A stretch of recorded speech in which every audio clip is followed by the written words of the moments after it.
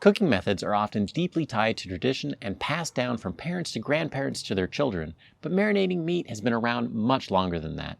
If you look at the word marinate, it comes from a similar root as the word marine, which means coming from the sea. And that's because a lot of people put their meat in the ocean and enjoyed the flavor enhancement of the salt as well as its preservation qualities. And in Western cooking, it wasn't until much later that people started adding acids and flavorings in order to tenderize and flavor the meat. In my experience, it seemed to be used during the low-fat, no-salt craze during the 90s when boneless, skinless chicken breasts were all the rage. I set out to do a head-to-head comparison to see if marinating is worth the time and effort and advanced preparation that it requires. And so I'm cooking chicken breasts 4 different ways. The first is the lazy man method, the second is a wet brine, third, dry brine, and fourth, a regular old store-bought marinade. The lazy man method is by far the easiest of the 4 because it requires no advanced preparation. I'm going to add some salt, pepper, and garlic right before I throw it on the grill, and I'm going to use it as a control to compare that and all the other methods. Wet brining takes us back to the origins of marinating meat, which is to pickle or brine it. And we're going to use a 5% solution, which is 50 grams of salt for every 1 liter of water, and then we're going to soak the chicken in it for a full 3 hours. But you have to be careful with this one because a lot of Thanksgiving turkeys and other poultry are pre-brined for you. They say that they do it for flavor enhancement, but let's get real for a second. They do it because it's going to weigh more and you're going to spend more when you buy it. And the chicken breasts that I brined gained 5% of their weight in just a few hours. There is one important thing to note, and that is if your chicken has skin, you don't want to use the wet brine method. If you do, the skin will absorb some of the water, you're going to have a hard time rendering it out, and you won't get crispy skin. Instead, you're going to want to use the dry brine method, which is next. To dry brine, take up to 10 grams of salt per kilo of meat, or a teaspoon per pound, and you apply it directly to the outside. And I don't bother measuring it, I eyeball it, and it's a lot more than you'd think. Then you're going to put it in the fridge for a few hours to get ready.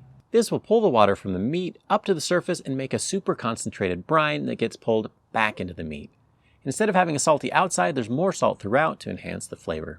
And as an added benefit, it coaxes the proteins to relax a little bit, and so that way when they cook, they don't squeeze out quite as much water. But we're going to test that. Store-bought marinades are the quintessential example of easy cooking. You toss some flavor on it, you cook it, and then you feed the masses. Most have a combination of acids like vinegar or some fruit juices, fats, herbs, or other seasonings, sugar, and of course the best flavor enhancer, salt. This marinade I bought has 3 different acids in it: distilled vinegar, pineapple juice, and papaya juice.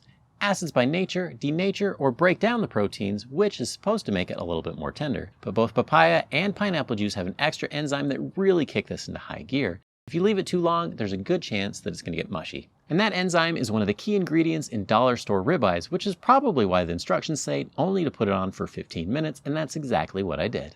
It's pretty easy to tell which chicken is dry brine because it is darkened in color versus the one that I just pulled from the package, and that is a sign that it's working. I prefer charcoal, but you can't beat the even cooking of a gas grill, and I wanted to keep things as consistent as possible. I set the burners to medium and flipped the chicken once I had some good browning on the first side. While some people might like a bit of char, when it comes to chicken, I prefer dark brown over black any day, and that's a lot easier if you don't have sugar to burn on the outside of your meat. I cooked each breast to 160 degrees Fahrenheit and pulled it when it was done. The last one off the grill by a few minutes was the marinated chicken. I weighed the meat before and after cooking, and the wet brine chicken lost the least amount of weight at 21%. The marinated chicken was the highest at 29%, which really isn't too surprising when you consider that it took the longest to cook and reach that final temperature. The dry brine chicken was somewhere in between at 24%.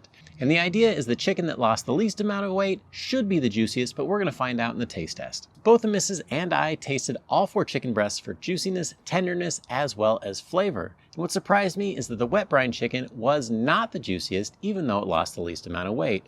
It was kind of like when you went to grandma's house and you knew that she watered down the Kool-Aid to get enough for everybody, so that where there should have been flavor, there really was just a bunch of water. Both the lazy method and the dry brine chicken were the best in terms of juiciness, but the dry brine was well ahead when it comes to flavor and texture. The outside was extra crispy because it had a little bit of time to dry out in the fridge, which meant there was less water to evaporate before it could brown and really enhance that flavor. The biggest surprise of all was that the marinated chicken didn't really have any extra flavor. It took so long to cook that it started to dry out, and the marinade on the outside went from caramelized to burnt because of that extra sugar in the marinade. And that is why I dry brine my chicken instead of marinating it.